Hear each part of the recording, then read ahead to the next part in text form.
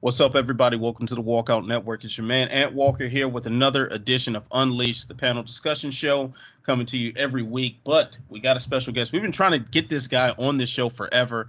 Thanks to a global pandemic, his schedule has now freed up, and he can join us. You've seen him on the Walk of Shame before. I've been a guest on his show, Slip and Dip podcast. He does excellent work for Flow Combat and FanSided MMA. My friend Matt Wells. Matt, what's going on, my man? What's up, man? Just enjoying this quarantine life. You know, now that I'm working from home, I'm able to accommodate your schedule for this fine show that you guys have here. So glad to make it happen. It's about damn time, sir. All right. So Thanks of course. On, oh, yeah, man. Anytime. So we got the senior editor of Sherdog.com here. As always, he's the jack of all trades who has mastered them all, Mr. Ben Duffy. Ben, how are you feeling? I'm feeling a little cooped up, little stir crazy. Got a little bit of cabin fever. I just walked into my kitchen and poured myself a drink, and I called that bar hopping. So, yeah, I've had better weeks, but I'm counting my blessings because at least I'm not dead. That's good. And I've drank more bourbon since quarantine than I have since probably my early 20s. So, in fact, even at that age, I wasn't drinking bourbon, so I was drinking like Long Island's and shit. But anyway, now we've got the man who anchors the panel with all the statistics, all the numbers, all of the mathematics. He is the associate editor of Sherdog.com. You know him as Jay Petrie. Jay, what's going on?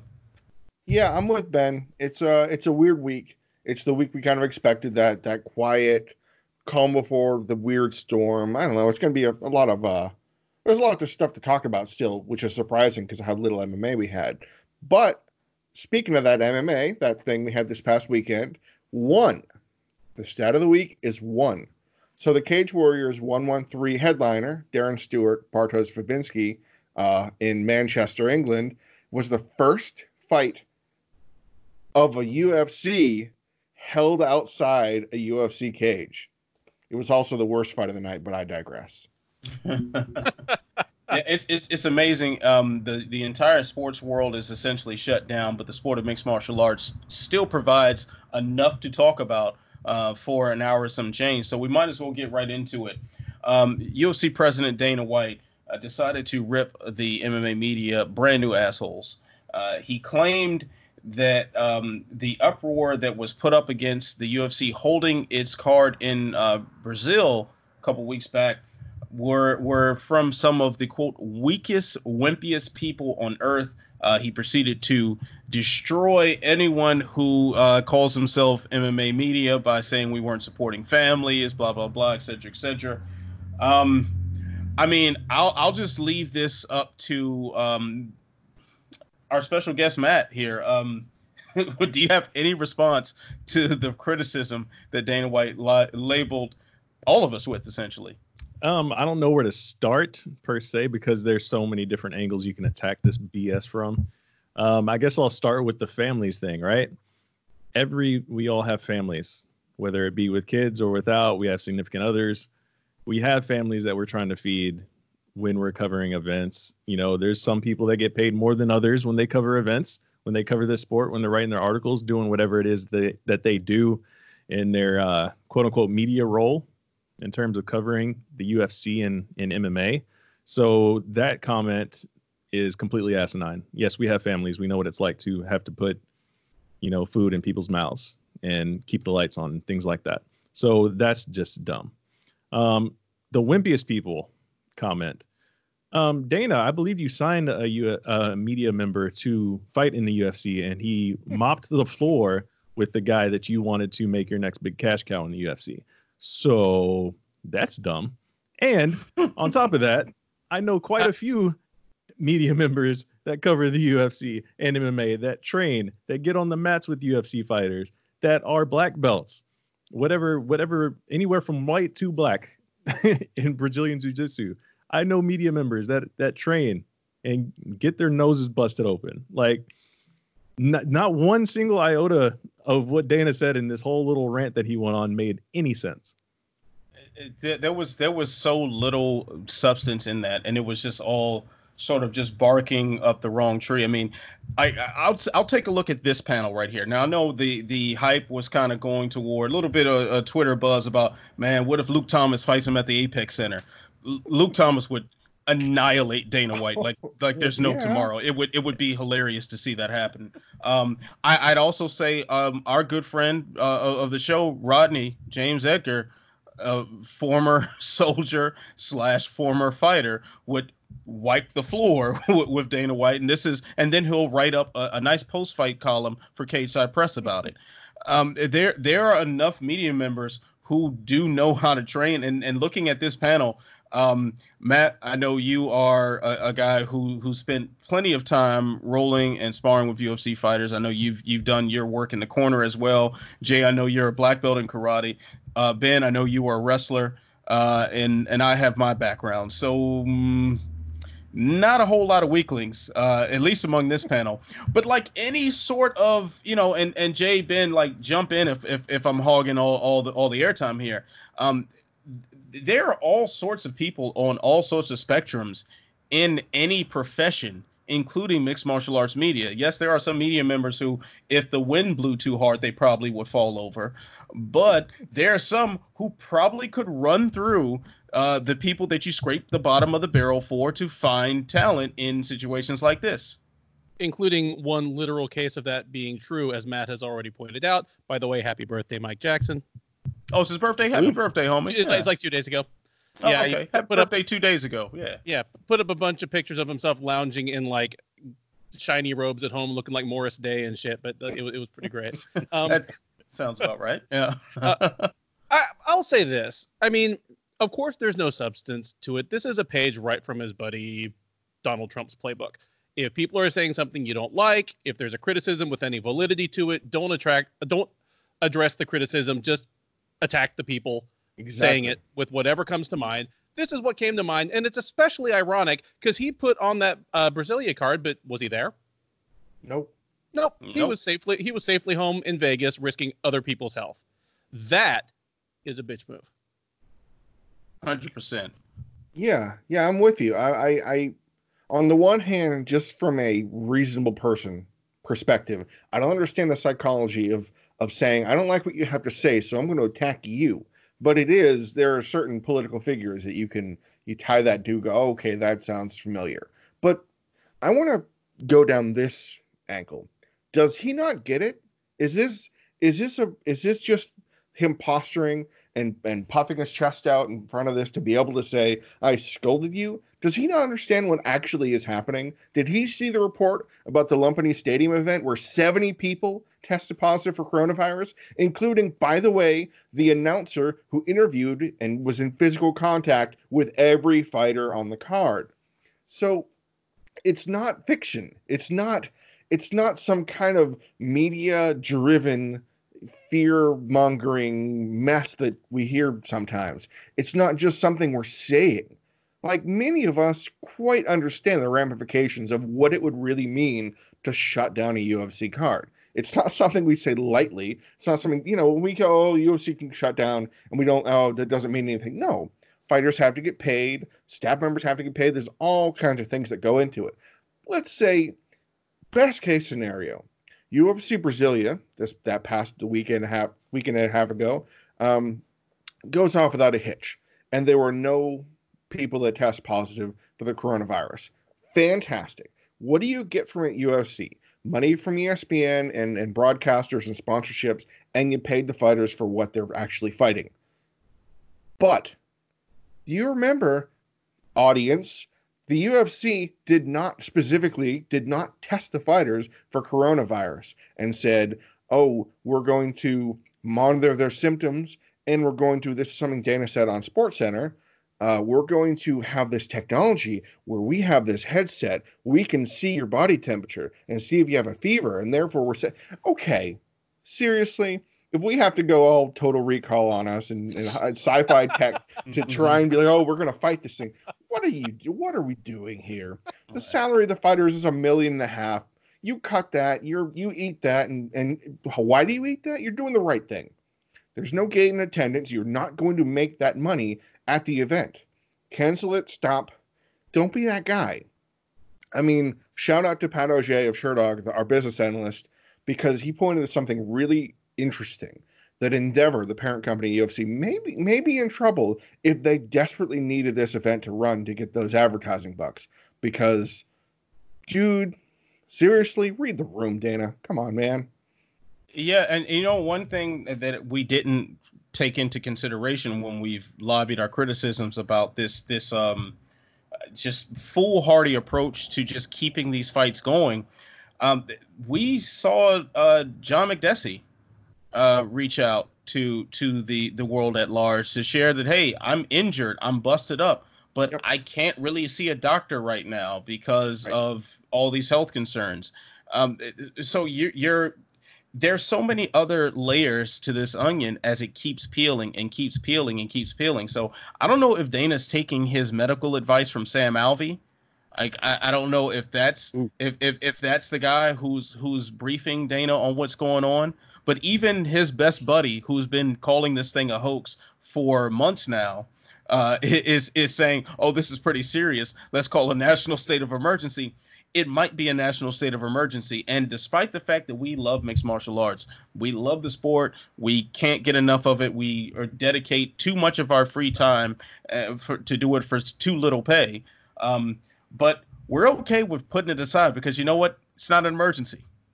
Just food for thought there. I'm really amazed that this approach to deflecting what was the first thing that came to his mind, and to think that this would have any sort of effect on the reality of the situation.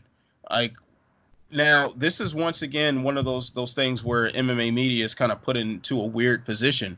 And not, I shouldn't say put into a weird position. I think stupid people would interpret it as some sort of strange thing to experience. Like, because if we don't report on the facts, if we don't speak about things honestly, then we're shills. We're UFC shills.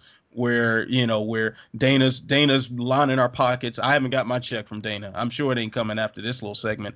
But then if we go against them, okay, now we're stirring up trouble. Now we're enemy of the people. Yeah, now we're an enemy of the state or something. So I don't know what do you dummies want?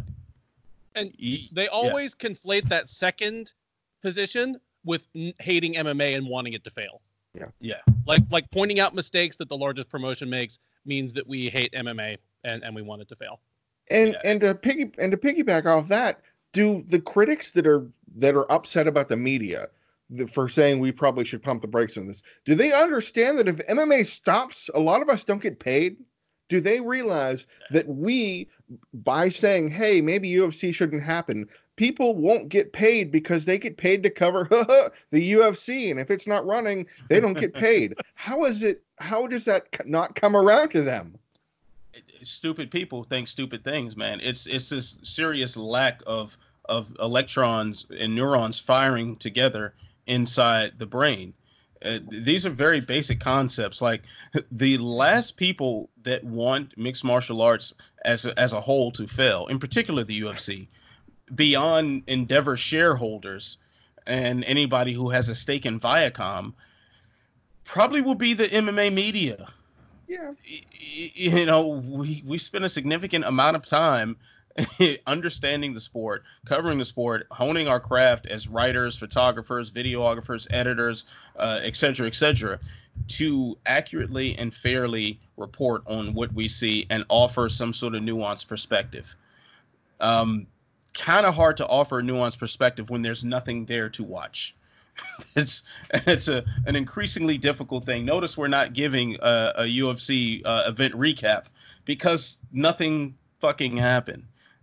It's wow. I'm amazed. I will say though, man, does anybody think that Dana White and Donald Trump are just merging into one person at this point? Let me tell you, man, they are the game plan, the trajectory, the style and the approach. They are really lining up here. Yeah. Who wants to bet that the next press conference we see Dana with a bad toupee?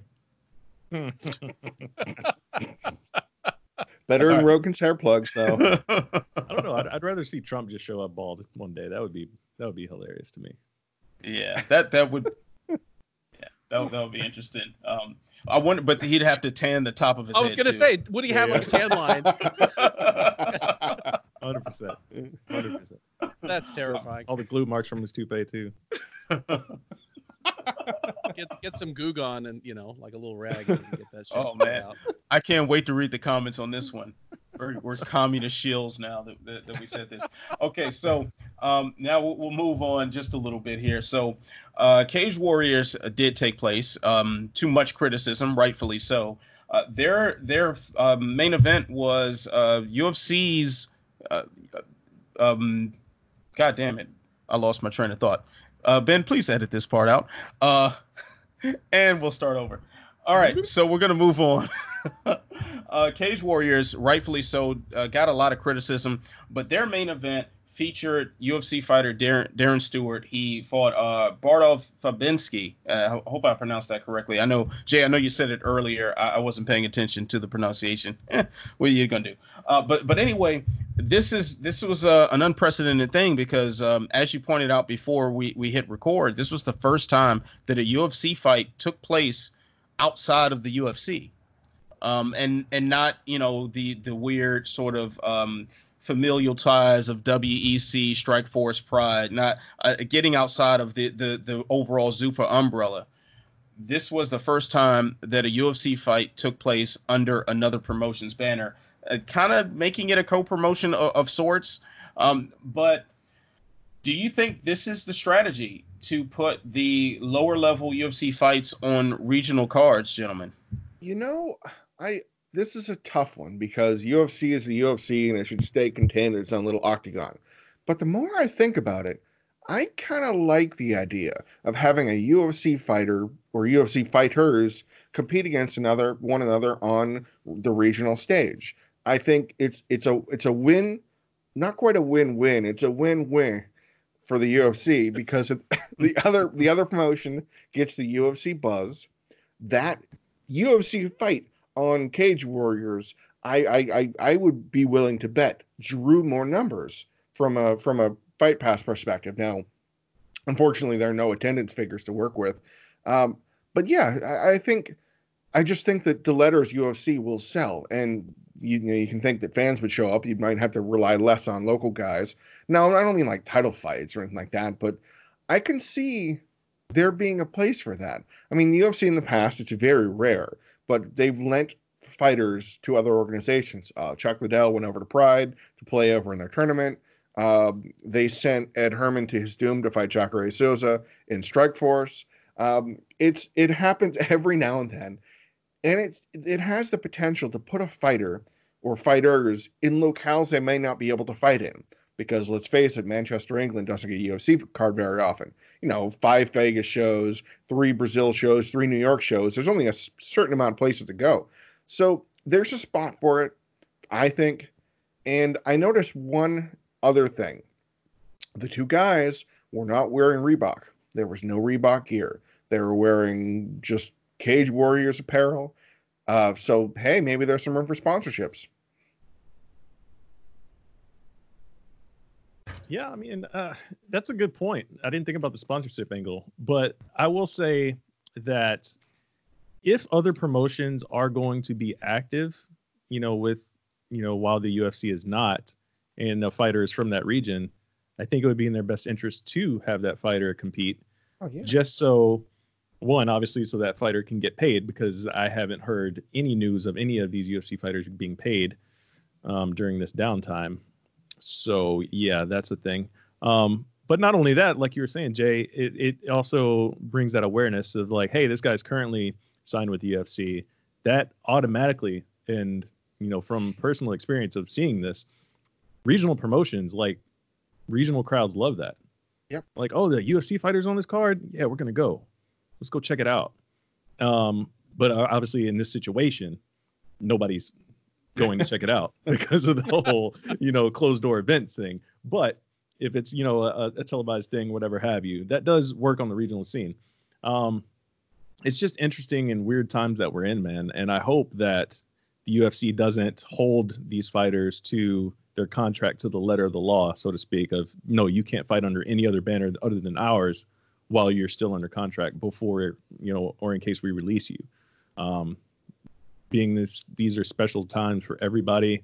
Outside of the UFC just saying, hey, we're going to take care of everybody. Here's a, I don't know, $5,000 check for this month or whatever next 2 months. Enjoy that. That's something, whatever have you. I don't know what that case is going to be. The government's talking about giving everybody $3,000, $2,000. I mean, I don't know. I don't know where we're at with all that mess, but I would hope the UFC continues to do this if other promotions are active. I would agree if other promotions are active, but I mean, let me get out there for the record that I don't think Cage Warriors should have been active this past weekend. No, and as long as the world looks like it does right now, I don't think any promotion should be. Like, boom. I don't think they should be. I think this would be an interesting thing to try going forward once things are back to normal or whatever the new normal becomes. Because I think Matt made a great point. It is a thing of local interest for sure. I mean, just speaking as someone who lives here in Houston, where 3 fighters got picked up by the Contender Series in the last few weeks. To see any of them fighting back in a local promotion under the UFC banner for some strange reason would be, I mean, it would pack that hall. Absolutely. But this particular matchup was sheer convenience. I mean, we're talking about Darren Stewart, who is British and presumably was there. And then Bartosz Fabinski, who has fought 4 times in the UFC, never once in the United States. He is one of those European guys that they just plug into foreign cards in Europe or somewhere else whenever they can. So this was a way to make some of their obligations. Because the thing is, it's not going to be the UFC like clamping on and like laying down the hammer after this, because the UFC is the one that's going to have to explain why they can't get 600 fighters, the number of fights they were promised on their contract this year. They're the ones going to be asking for exceptions. Yeah. I mean, it's something you pointed out too. The fight between Stewart and Fabinski was not the actual fight that was going to be on UFC London. Darren Stewart was going to fight Marvin Vettori, and Bartosz Fabinski was going to fight Shavkat Rakhmonov from Kazakhstan. Nobody wants to fight the salty Italian right now, So this was just sheer. This was one of those things that just kind of fell into their lap, which is why I think they should actually, if they tried to do that and made it a point to do that, I think it would help. I personally believe that Cage Warriors 113 drew more. It lost. The organization on Fight Week lost 2 of the 3 title fights, gained a UFC fight. Now, I'd be willing to say more people watched it than they would have had there been just the 3 title fights on it. Mm-hmm. I mean, Sherdog ran a play-by-play. How do I know? Because I ran it. Check that out on Sherdog.com. Now, one thing that I've been saying this for a long time, and I think I've said it on this show a few times too. Like, this is something they should have done with Invicta already. This should have happened already. Like, this is, outside of what's going on in the world. And I know that's a crazy statement, that outside of what's affecting literally every corner of the earth right now. But in a normal world, this should have been going on already. You already have too many fighters under contract. You already have bloated, overloaded events. It's too much. It's too much, and it has been too much. So that would be a good way to sort of take some of the pressure out of the valves. It'd be a good way to keep some guys active. It'd be a good way to help people develop fan bases before they go into a national or international spotlight. There are a number of benefits to this. And on top of that, Cage Warriors in particular, and same thing with Invicta, they're broadcast on UFC Fight Pass. Yeah. So within that same umbrella to promote fighters sounds pretty normal to me. It sounds like it makes sense to have guys under contract. If they go slightly outside of your promotion, they're still broadcast under your streaming service that you take the money from. It just sounds like it makes too much sense to me. So if we get back to a world where we're overloaded with MMA content as the rest of the world just revs up and gets back to normal, well, they should look at doing this again in the future. Just our 2 cents on this one. All right, guys. So we got an interesting one here for Swing or Miss. So Khabib Nurmagomedov versus Tony Ferguson, according to Dana White, who just said this. I saw this maybe an hour ago. He told Kevin Aioli of Yahoo Sports that this fight is happening. It will be closed door, but it is happening. He has a location, and he's not quite ready to share that. Of course, I want to share the hashtag UFC Yacht in International Waters, but we don't know for sure. But without an audience, very interesting question, and I want to leave this in open forum, so anybody who wants to answer first, feel free to jump on out there.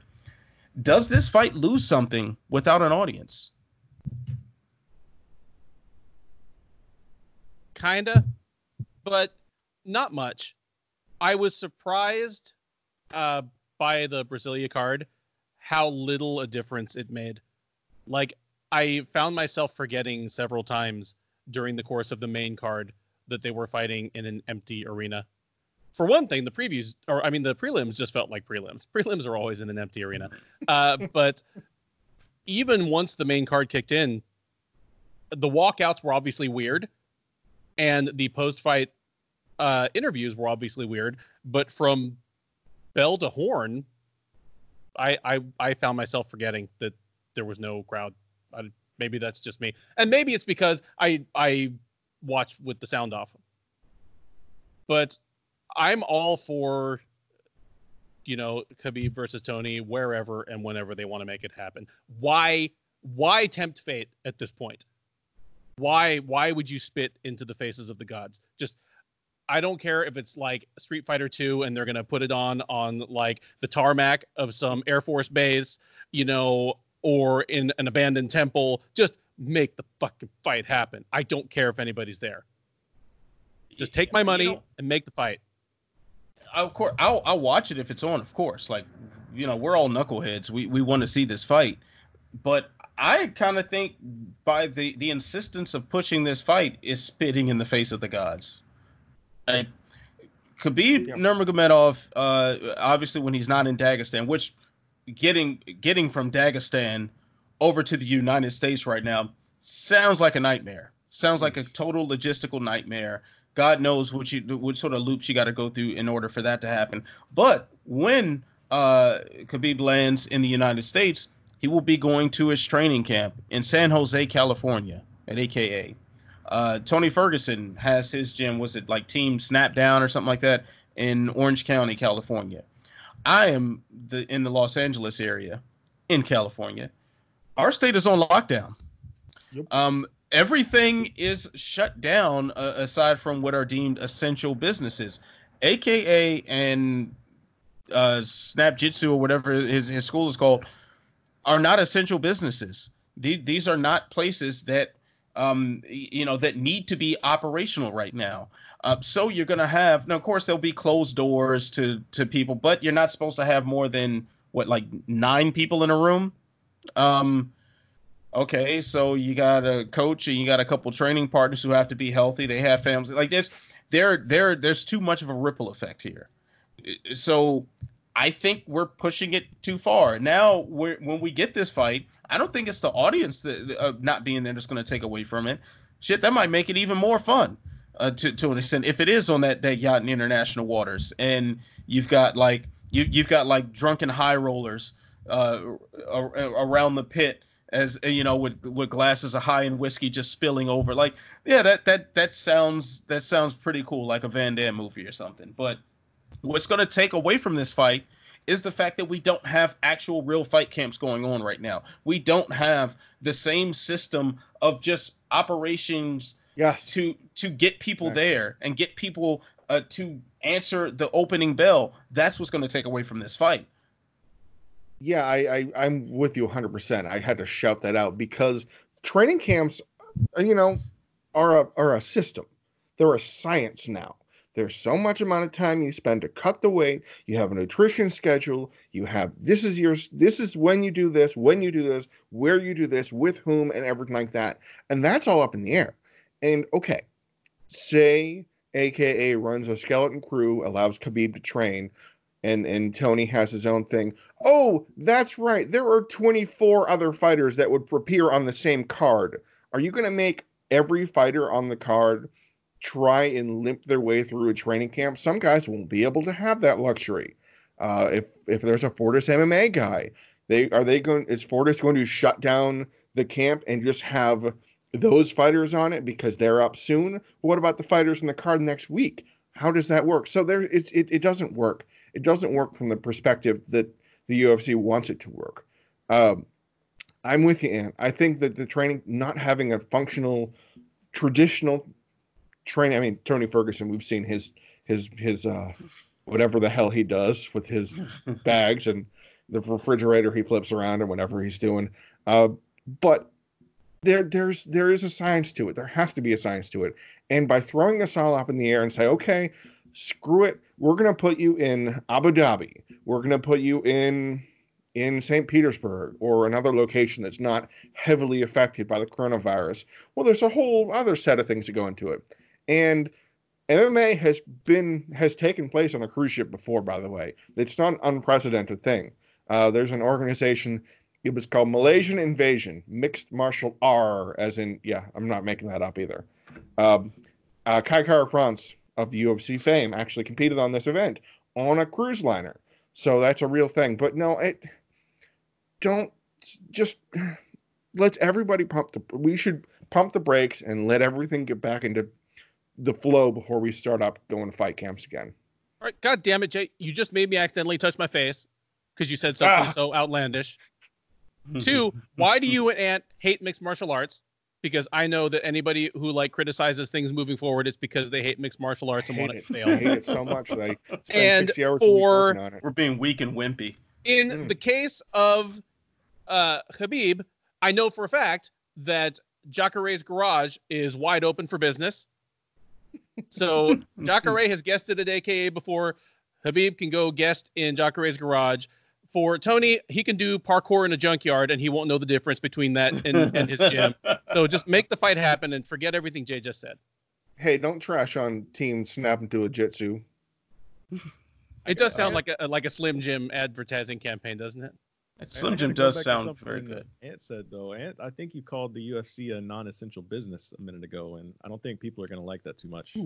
Yeah, I might have ruffled some feathers there, but it's non-essential as fuck. Like, it just doesn't matter right now, and like, It doesn't. You know, and I don't know if this is my own existential crisis, you know, as I'm so concerned about the well-being and safety of my wife and child, and you know, my elderly grandmothers and you know whatnot.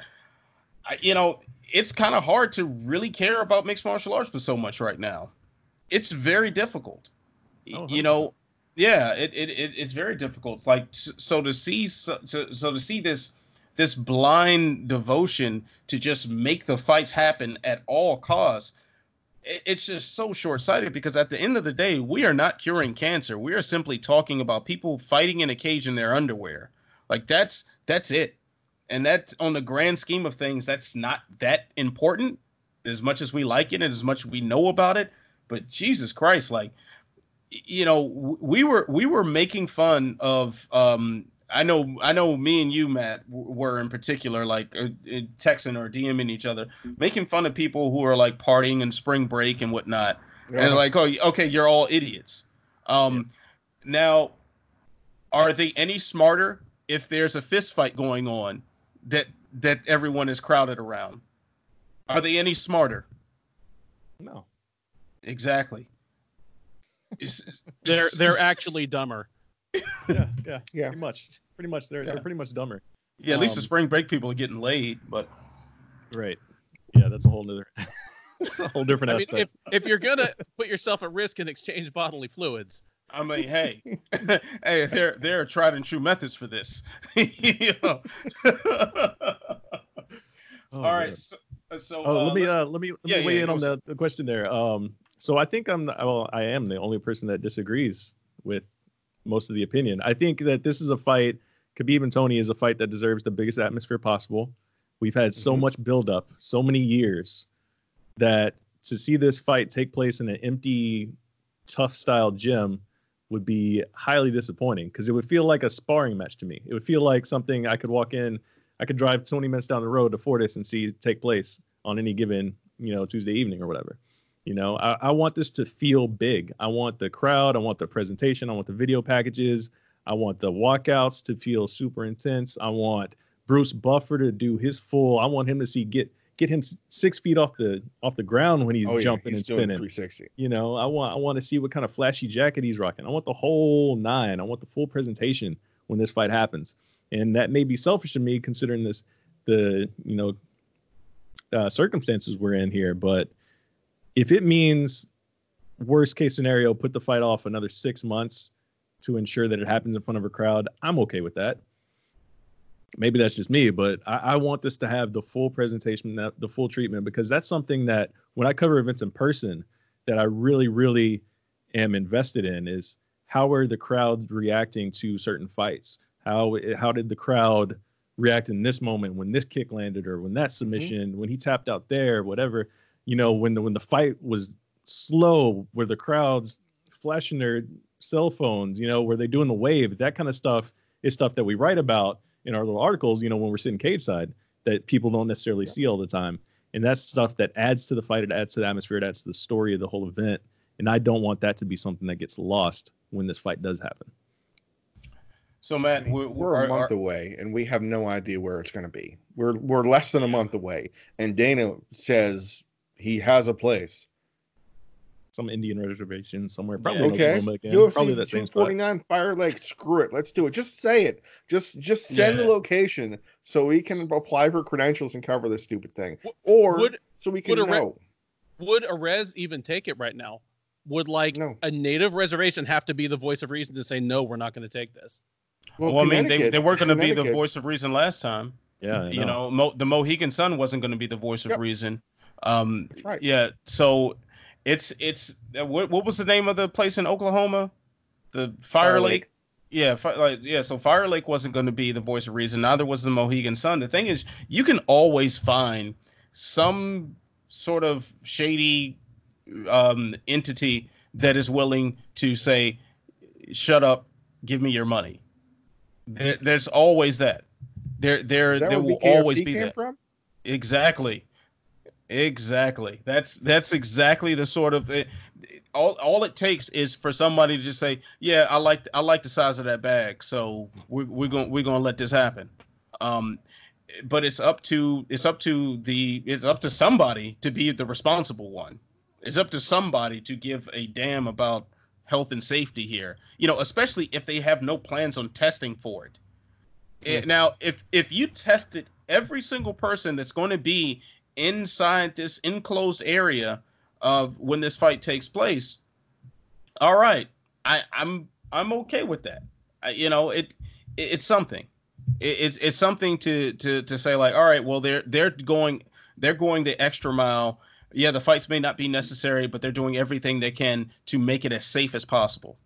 But to just not have testing, to just throw at any place that's willing to just take a briefcase full of money, you're asking for problems. So when someone in one of these camps comes down with it, and granted, we've had Conor McGregor's aunt, I believe he said his aunt passed away of COVID-19 a couple weeks back, but it's going to take a fighter or a coach to catch it. And this headline is going to hit us. It will happen. Oh, yeah. It will happen. We've seen Sean Payton, the Saints coach. Exactly. We've seen, numerous NBA players. Right. Yeah, we've seen actors, politicians. We've seen enough people in the public eye that every sector of the public space has been affected. Like, oh, okay, pop culture. Oh, okay, basketball. Oh, okay, football. Oh, okay, politics. It's just going to take that one person from MMA. It's going to be it's going to be some random wrestling coach at American Top Team, or it's going to be it's going to be a prelim fighter in Bellator. It's going to be somebody in this sport, and then shit gets real. So anyway, anything else you guys want to add on before I step off the soapbox and we get moving? I feel like I do, and I know since I already have a UFC hit team coming for my house because of what we've been saying tonight, I'm going to ask a tinfoil hat question. The UFC, in the statement about the fighters saying we're going to take care of you, come to us first. Come to us first before you say anything and do anything. Do you think it is possible, open forum, that we may not know about a UFC fighter testing positive because they are forbidden to say something, like a Yes. Brasilia fighter, like Yes. UFC Brasilia? I'm reminded of, granted, she didn't come out and say anything, but Ronda Marcos was talking about she wasn't feeling well after her fight. So, when you have a flippant disregard for the expertise of, all these scientists and doctors, you have a flippant disregard for the lives and well-being of people who aren't directly connected to you and your family. Things can happen. Bad things can happen. This is the mix of hubris, capitalism, and blatant stupidity that leads to disaster. I wouldn't be shocked at all if someone already has it. Wouldn't be shocked at all, and especially something that can be asymptomatic and still be spread. Like, it is very possible that someone at that Brazilian card has it.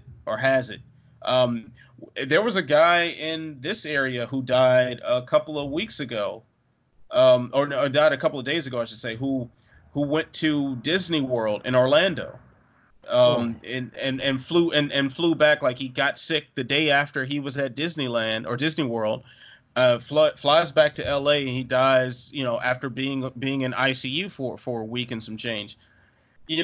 How many fighters and coaches might take their family to Disney World? All it takes is for you or someone connected to you to be in a public place, and there it is. So, the whole idea that you're gonna out ego this disease is just nuts. It's just stupid, man. It's just stupid. And as much as I want to see Khabib versus Tony, not like this. It deserves better. It certainly deserves better. And we can say all the jokes and the yacht in international waters and all that would be kind of funny, but it's not funny. This is a real situation, and that fight deserves, as Matt said, it deserves the respect that it is. And interesting too, this is one of the few times that a fight is compelling because the fight itself, that the fighters are genuinely the two best in the world, and we really want to see it. And up until that last press conference, there was no real trash talk between them. It was just, we just wanted to see it because, damn, that's a good fight. Like, for something like that to reach a big stage should mean a lot to the purist in us. So shit, Matt, you didn't switch sides on me, man. Take off your sunglasses, bro. Take off your sunglasses. Yeah, man. It's just one of those things, man. I can't, like, not only just from the fan perspective of having fans being able to say, I was there that night, I witnessed that fight happen, but like things like when we go back and look, like the photography that captures, the crowd in the background and things like that. Those are little things that I always notice, like just think like the ESPN's playing Wilder Fury 2 right now because they have no live sports to play. Imagine if that fight took place with no crowd. Like, like just, those kind of things, like big fights deserve big atmospheres. And that's just how I feel about it. Yeah. And that's the photography too is an interesting thing that I didn't even think about this angle. Like, I look forward to catching Esther's photos. Same thing. Yeah. Same thing. After every fight, and even the times that I've been on site, sitting right beside Casey and, sitting right beside Mark or Jose or Sean, whoever was, working in MMA fighting at the time. And I'm peeking over at their laptop, seeing those images before they put the watermark on them and upload them. Like, damn, that's a hot shot right there. Like, to have an event, to have a fight that's this important, perhaps the greatest lightweight fight of all time, to have that matchup take place, and we don't have an Esther Lynn photo. I'm sorry, I'm not feeling it, bro. I'm not feeling it. All right, so let's move on to I'm Not Surprised, Mr. Falcons, the best titled segment in all of media history. Now, this is where we get to share something about news or fight results of the past week that surprised us. Pre-fight, post-fight, the fights themselves. Of course, there weren't a whole lot of fights, but you know the routine. So, Ben, what is your I'm not surprised Mr. Falcons moment this week? I was completely unsurprised to see Cage Warriors lightweight star Paddy Pimblett step up and give his measured and well-reasoned take on the public response to the card going on. And he said, among other things, that anybody who wanted the card canceled was a, in his words, drama queen. And then went on to say that he just wants to fight and it's up to everyone else to figure out the safety stuff.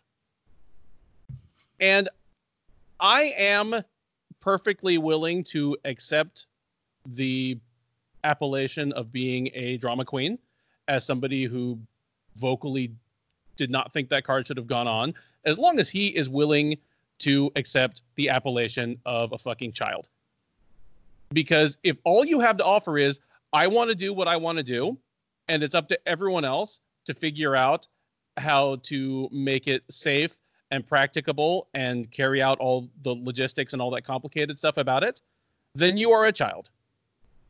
And I mean, it's not surprising.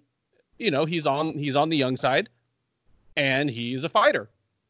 So his job is to fight. And it really is the job of, or really always has been the job of everyone around him to make that happen, to make sure he's as well prepared as he can be, to make sure there are people in the seats, to make sure there are television cameras running, to make sure that there is a referee, 3 judges, and all the other accoutrements that make it possible for him to do what he wants to do and pick up a check for it. So, I mean, I'm both surprised and not surprised. And this isn't really singling out Paddy Pimblett.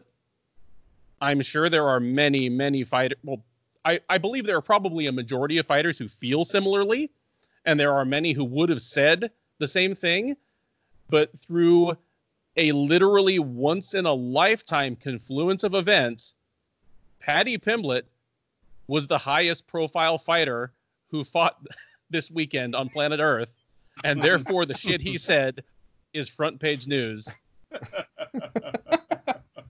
So congratulations, Paddy Pimblett. You are the mouthpiece and spokesman for every man-child in 4-ounce gloves on the planet right now. Facts. All right, Matt, can you share with us, I'm not surprised, Mr. Falcons moment this week? I think for me, I believe this happened yesterday. I saw it on Twitter. Dean Thomas announcing that he is no longer with American Top Team kind of hit me sideways, because that's a guy from, you know, every time I talk to him, you know, he's like, he loves it out there. And there's, of course, some things he says about the gym that I will not relay here as well. But, you know, just to see that come across the Twitter timeline like it's virtually nothing was kind of shocking to me, considering, you know, how long he's been there for one. But I guess at some point, you know, you always do have to move on and continue to find growth in other areas, if that may be the case for him. I will be reaching out to you, Dean, if you are watching, to try to get some off the record behind the scenes info here. But that I was expecting, you know, like you're saying earlier, you know, we're going to hear that COVID-19 announcement from somewhere. And I saw something American Top Team, and then like I was like Dean Thomas. I was like, oh no, he's just leaving. Okay, so it's like a little sigh of relief there. Yeah, I had not heard that, and I am shocked. Yeah. I mean, he is as old school as it gets there. Like in terms of continuity of being a fighter and then a coach. He goes back probably farther than Mike Brown does. Like all the way back. Yeah, that should be big news, and for him to just leave quietly. I mean, I guess Colby didn't apologize hard enough to Dan Lambert. Jesus. Anyway. Yeah. So, Jay, can you share your I'm not surprised Mr. Falcons moment this week? So allow us to circle back to the Britain card for Cage Warriors 113, as it was said so many times in the broadcast, and not 113. Live coverage has been light, and as we know, it'll probably get lighter as we move on. So, as I mentioned before, I ran play-by-play for the Cage Warriors event, did about 15 minutes of prep, research, get it going, go. The card largely delivered on the action. Now, is that because we were starved of content and knowing, oh, this is the last one we're going to get for a long time, so we savored it? Or is it because it actually turned out fine? I think it was a bit of both, but the prelims were all action. The main card had its moments. However, and I mentioned this in my stat of the week, the main event sucked. Sorry, Darren Stewart. Sorry, Bartosz Fabinski. That was not a good fight by any stretch of the imagination. Now, as we mentioned already, they were slated to fight against different opponents. It was a 15-minute Mike Goldberg embrace the grind fight. Now, for those tuning in to watch the only UFC offering, and to do it on a different stage and go, oh my God, we got something. It was about the worst possible scenario that could have happened for a UFC fight to go down, for there to be, I don't want to say arguably less skill, because that's not what I'm getting at, but it was a very disappointing fight on all metrics. It was a bleeder. Like there was a big nasty cut on Darren Stewart's forehead, but if we're measuring blood quantity on the Cage Warriors cage, it'll never be passed because of Nick Dalby and Ross Houston. Man, for the Cage Warriors going, oh yeah, I got a UFC fight. How cool is that? Talk about your backfires, though. Well, it is the only fight on that card I will not recommend people watch over. Well, I'm not surprised Mr. Falcon's moment actually ties in a little bit with Matt's, also American Top Team related. They have instituted a new policy where the fighters are not to talk trash to one another, with the exception being if a bout agreement is signed. So, I mean, Colby Covington has really changed things over there. Can't say it's for the good, though. Wow, like, you need a policy about people acting like adults when they're already adults. It's, I don't know, whatever. All right, let's move on from that because I don't want to talk about that man any further than we have to. So, let's go. We got a fun one that we talked about a little bit last week, but we didn't really get into much detail. I don't know. Maybe we should table this for like its own show. Let's table this for its own show. Let's table it because we're talking about the what's up. I was just gonna say, spill the topic though. Yeah. Oh yeah, I'm definitely gonna tell the topic. It's the top 5 fighters to never win a UFC title. So in fact, what we can do with you guys, we want your ideas in the comments. So drop the comment. Who would you put on your top 5 list? And we'll take that into consideration as we discuss ours. And I imagine we're not going to have much to talk about next week. so maybe we'll just run that for next week. If not, we'll make it its own segment. However, we may not be joined by our guest. So maybe let's put him on the spot, Mr. Wells. What do you think? Oh man. And you don't have your time. This is people who actually fought in the UFC. Yes. Based on their accomplishments in the UFC. Yeah. So no Fedor, Igor Vovchanchyn, Mamad Khalidovs. Yeah. Right. How many names do you want? If you can give us 5, that's great. Kenny Florian, Donald Cerrone. Man, I had a whole list of this typed up the other day when we were talking about it, and now I'm drawing a blank. Yeah, I've got those 2 right off the bat. Jacare. Wow, I'm drawing a blank on the rest. I swear I had 10 names earlier, but I'm forgetting now. But those 3 come to mind immediately. That this jumped from not an argument, but a discussion about whether Romero or Benavidez belonged higher on the list. Benavidez, yes. See, there you go. That's 5. I didn't mean to fill out your list. Just maybe spark. No, those thoughts. I remember a tweet. Somebody tweeted something about that, and I think I typed up 10 names because someone said, "Oh, where does so and so fall in the top 5?" I think Ant actually was on this thread about the fighters, and somebody said top 5 for sure about somebody. On the Twitter thread, yeah, I think I want to say did Jason Burgos start that one up. I think Jason Burgos and Matt Hunter, yeah, we're on that, yeah. Yeah, and I threw out 10 names because somebody said top 5 for sure, and I threw out 10 names, and I said that name fills out the 10, and I put him like right at 10. So so go back on our Twitter feeds and find what Matt Wells' answer right here.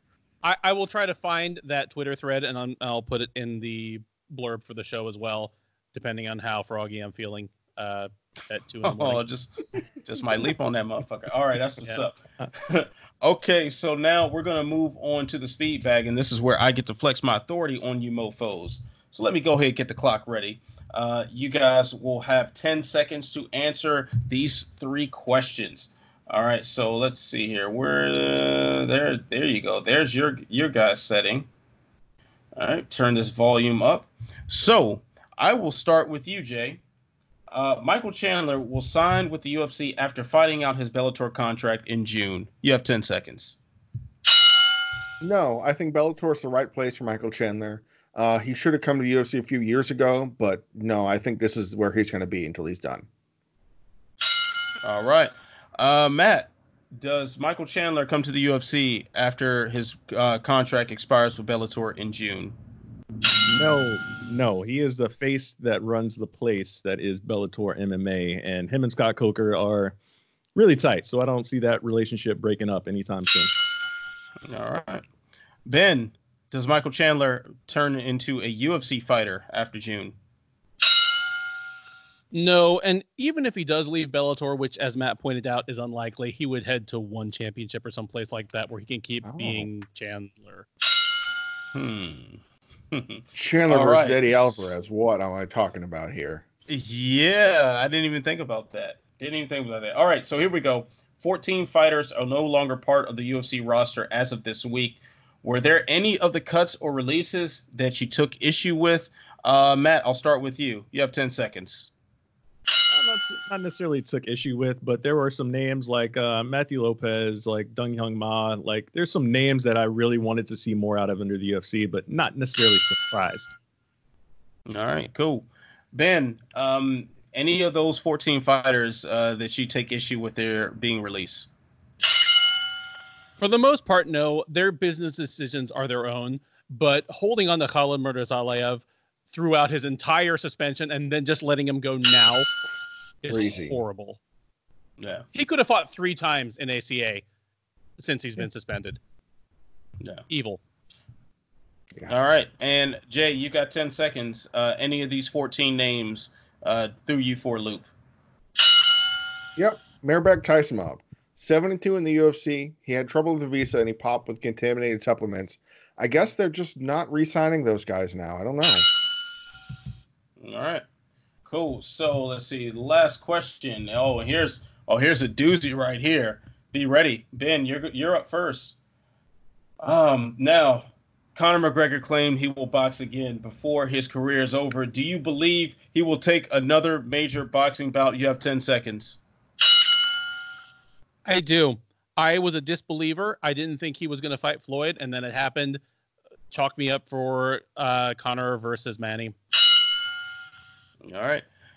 Matt, you have 10 seconds. Does Conor box again in a major bout?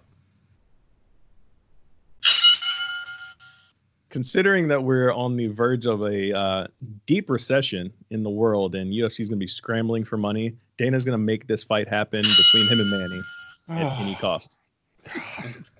I'm gonna choose to believe you mean between Dana and Manny when you say him. Well, yeah, sure. That's sure. I'd pay for that. $89.95, $99.95. Yeah, dig into my recession pockets for that one. All right, Jay. 10 seconds. Does Conor box again in a major bout? Don't know. Don't really care. I mean, you guys swayed me. He'll probably do it, but we don't need to see this again.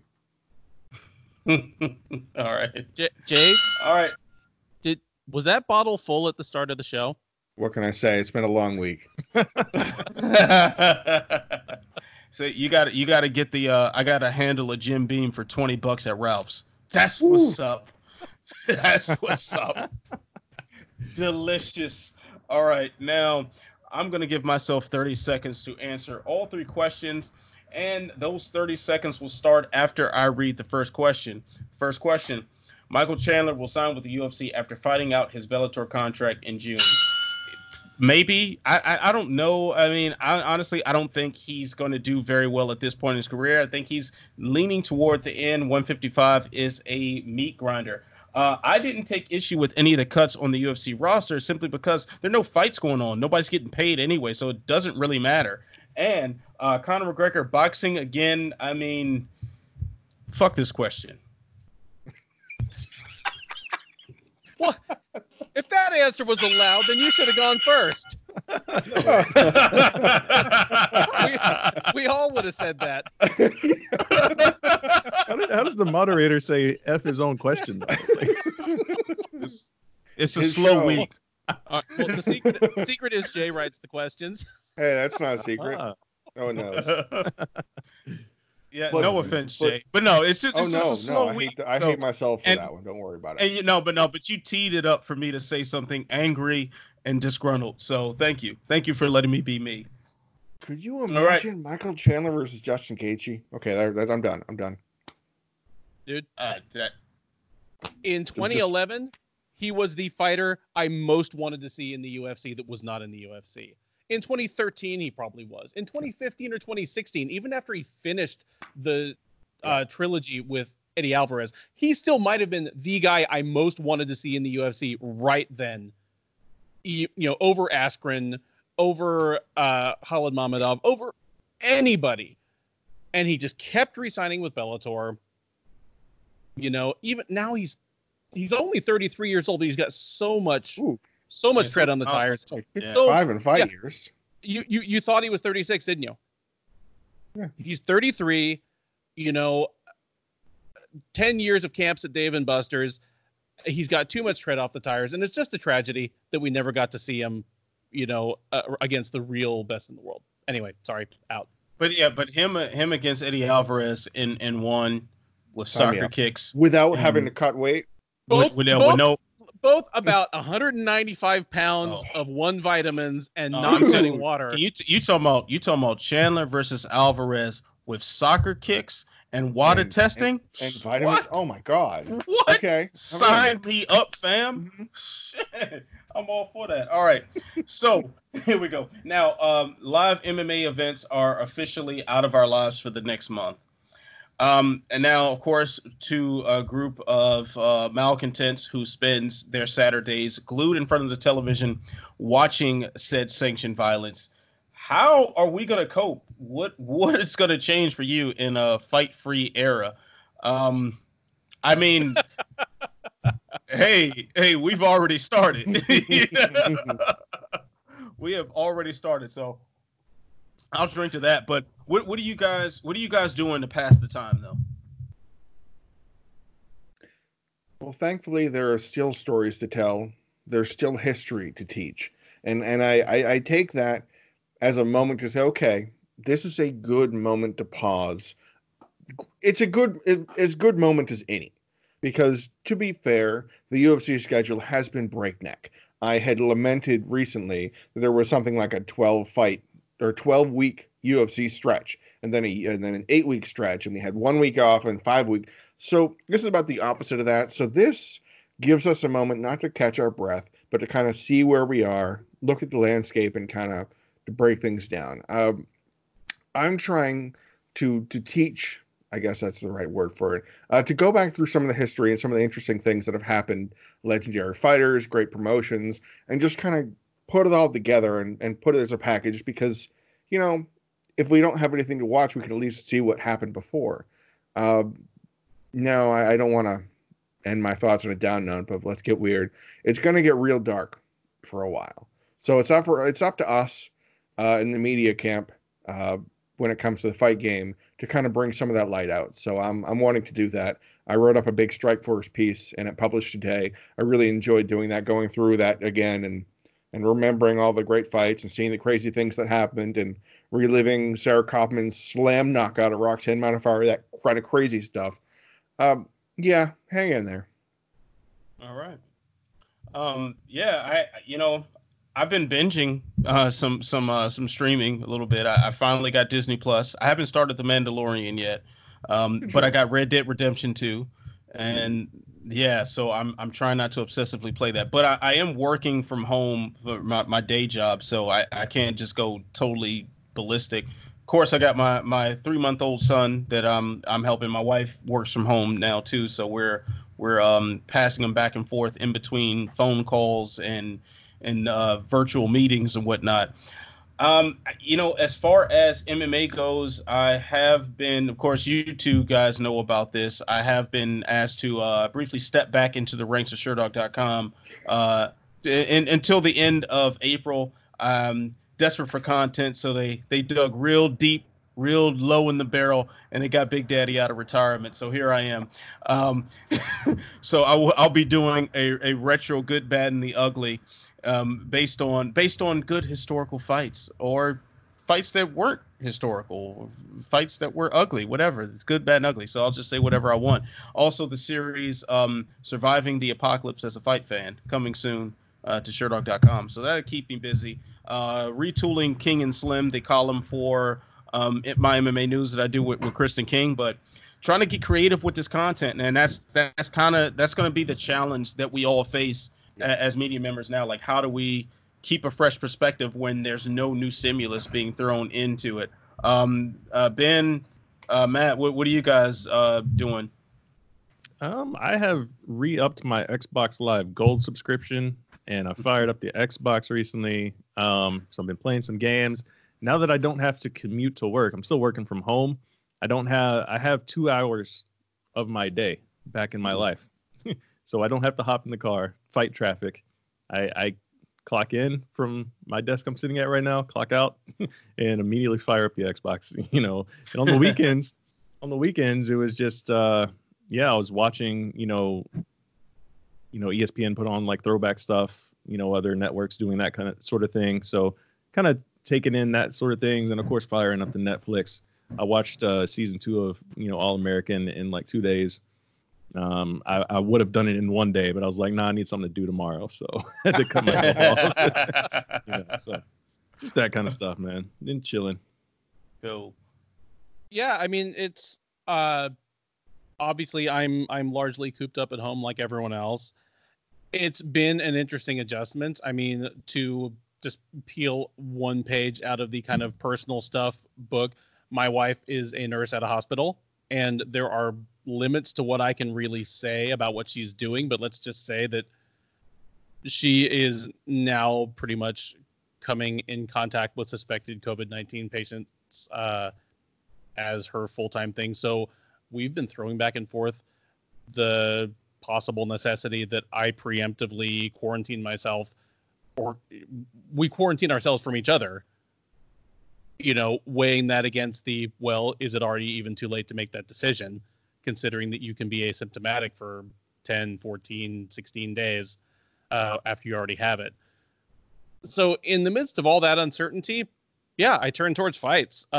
It's less of an adjustment for me than for a lot of contributors, because I've always been a backward-looking fight fan, a historian, a storyteller.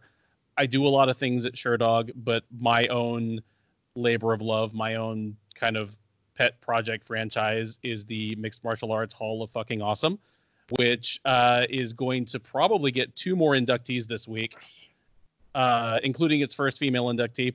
I really wanted to get a woman in the top 10. The one I'm putting in probably would have been 3rd or 4th, except that, I was gathering some additional information. But, look out for those on SureDog, and I'm just making the use of this time to kind of enjoy the things I love that I'm still able to access, and try not to worry about the rest of it to the extent possible. All right, definitely, and definitely for everyone watching the Walkout Network, want to wish you and your wife the absolute best, and please give her our sincere thanks for the sacrifice she's making right now. I will through the airlock. Hold up the hand on the wall, on the glass. You just put your nipple up to the glass. The needs of the many outweigh the needs of the few. All right, so we'll always been my friend. We'll wrap things up with buried treasure. Granted, there's some buried treasure. I mean, everything is kind of twisted in with this this virus that's ravaging across the world right now. But we'll try to make the best of it. Buried treasure, man. The stories that should have gotten greater coverage, or you just want to shine a little more light on. So, Jay, I'll start with you. What is your buried treasure this week? Well, my buried treasure is a bit of a buried turd that should stay buried. However, the drama that kicks into this, and there is a lot of drama, so I'll try and keep it succinct. UFC fighter Ashlee Evans-Smith was going to be on the UFC London card and flew out early and had a whole bunch of issues about travel and getting that situated. Came back, quarantine, drama. That's unfortunate. Well, recently, and this story is still developing, so if what I say is out of date by the time publication drops, well, this story is very developing. She and her boyfriend picked up a dresser from like a Craigslist pickup, and also brought with her a box of medical supplies that was on the porch or something like that. Well, it turns out those medical supplies were to be donated, and so there were accusations of theft and malfeasance and how dare yous and fights and oh my God, you're taking the things away from sick children. You can see how it escalates very quickly. Now, both parties have been going back and forth. There's been a lot of animosity, like way more than there should be, because according to the information, the goods have already been returned. But despite the oops, we took those by accident, sorry, we'll give them back, that's concluded. They're still fighting on the internet, because that's what the internet's for. So there's not really anything good from that, but it's a weird situation where Ashlee Evans-Smith, the face of UFC COVID, is embroiled in a drama about stolen medical supplies for COVID patients. Well, all right. That's one for you. Ben, can you share your buried treasure this week? Sure, absolutely. If you are paying, any kind of close attention to the UFC and its various title situations, you probably remember that UFC top middleweight contender Paulo Costa received a suspension for unapproved use of IVs a couple of years back. And it broke into drama already because he, Costa, in his usual measured and reasonable manner, accused a former teammate of surreptitiously photographing or recording him in training, receiving those IVs, and of being a rat and this and that. And at any rate, that's come and gone. Costa's back in action, and assuming the world doesn't end, he is the presumptive next challenger for Israel Adesanya's middleweight title. But the doctor who administered that IV to Costa and one of his teammates just received a 2-year suspension from USADA. Now, the doctor received a 2-year suspension from USADA, while Costa himself received a 6-month suspension. This is complete unmitigated bullshit for several reasons.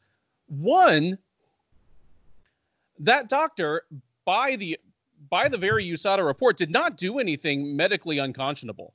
Like, it was a medically valid IV that he administered. Like, there was no malfeasance there. But he got this suspension for, breaking USADA's rules, while Costa, for receiving the IV, got a much, much, much shorter suspension. The problem with this is that doctor, a Brazilian doctor, by the way, doesn't have any direct relation with USADA. Costa is a client of that doctor. Any relation that the doctor has with USADA is through Costa. He is the final arbiter, and he's the final responsible party for whatever goes into or comes out of his body. I mean, this is the equivalent of a baseball player, getting sat out for 2 games for having too much pine tar in his bat, and the bat boy getting kicked out for a year. That's exactly what it is. It totally is. The doctor should have known better. No, the doctor is not under any obligations to know USADA's rules. Costa and his team are. The doctor's job is to be a doctor. He already has enough oaths that he's sworn. He already has enough regulations that he is obliged to follow. So this is unfortunate. You know, the doctor's getting thrown under the bus. And for all I know, he's a shitty doctor. I have no idea. That's not really the point. Is he worse than Overeem's doctor? Is the doctor the one that made him the horse meat burgers? I think that was all home cooking on him. He figured that one out. All I know is whatever doctor fixed his lip is a good doctor. I want that doctor. But no, like this is unfortunate, and this is just the most recent example of our whole PED enforcement system doing its best to funnel and shovel responsibility away from the fighters themselves. All right. Anyway, yeah, that's it. All right, Matt. Can you share with us your buried treasure this week? So my buried treasure, kind of putting a twist on this segment, so to speak. You know, it's buried treasure, meaning that there is treasure buried somewhere. And this treasure has yet to be found, and that is that there has been zero talks whatsoever that I have seen or heard of any attempts to start a fighters union in this complete halt of action. And considering the facts that we've heard stories that none of these fighters have been paid from these cancel events or even plans of being paid from these events, I can think of no better time when everything is at a standstill to fire up the union or association efforts that we've seen them try to do so valiantly in the past. And all of a sudden, when everything stops, nobody's raising their hands. You know, there's no MMA FAs. There's no, I should be seeing my Twitter and my tweet deck blow up with Project Spearhead stuff. It's just like, I'm really confused about what's going on right now when it comes to that. Did everybody just give up on it? Did people sign NDAs saying, hey, we're sliding you cash under the table to not talk about this stuff anymore? What is going on? Excellent. Rebney, where you at? Yeah, excellent. He's still in Mexico. Dude, just real quick. When the UFC briefly put out that open call for, hey, who wants to fight on these upcoming cards, the number of has-beens, never-weres, and wannabes that like just desperately jumped up on Twitter is just so obvious that the fighter community at large would rather fight for crumbs than bake bread. It's ridiculous. Agreed. Sorry. 100% agreed. 100% agreed. I'll put it this way. Op-ed coming soon to SureDog.com. I'll just say that. And can I throw in a second one that's not related to MMA whatsoever? Absolutely. Knock yourself out there, brother. This is actually a buried treasure that I truly did find and can share with everyone. If you find yourself bored at home during the coronavirus, lockdown, go to DJ D Nice's IG lives.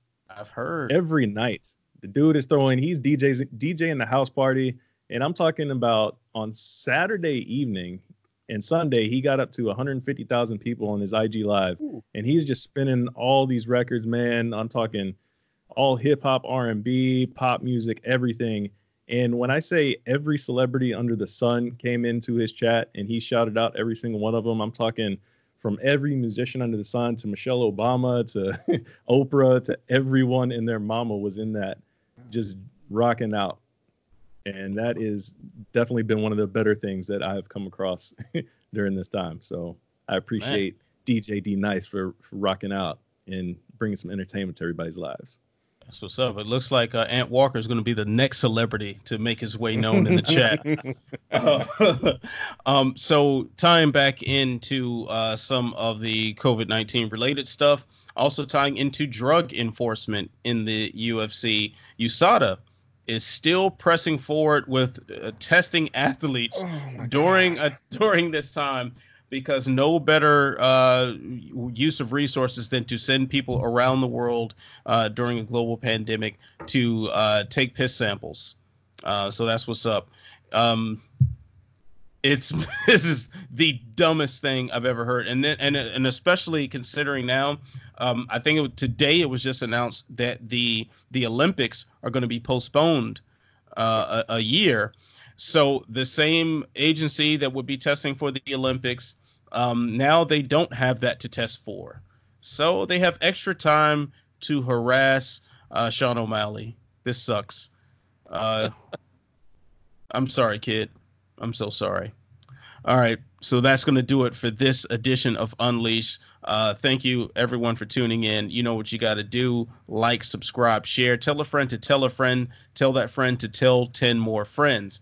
So our Twitter handles are beneath us, as you see this after the magic of post-production. And Matt, what do you have coming up that we can look forward to? Man, right now, like Slip and Dip is on ice. We're trying to figure out what we're doing with the platform going forward. The podcast is at a halt right now for a number of reasons, but gotta stay tuned to articles and things like that coming from me on FanSided in the very near future, as I'm always trying to pump out stuff over there too. So yeah. All right, that's what's up, man. Thank you once again for joining us. Always appreciate your presence on the Walkout Network. So, Jay, Ben, you can find their work on Sherdog.com. Excellent stuff coming up. Guys are getting creative now. Not a whole lot of recaps we can do. So, we're digging deep and coming up with some fun stuff to keep you guys entertained while you're likely stuck at home eating canned food. Now, that leaves me to say, you know what you got to do. You got to stay beautiful. You got to stay positive. And most of all, you got to stay sexy. I'll see you when I see you. Peace. Ooh, whiskey's so delicious.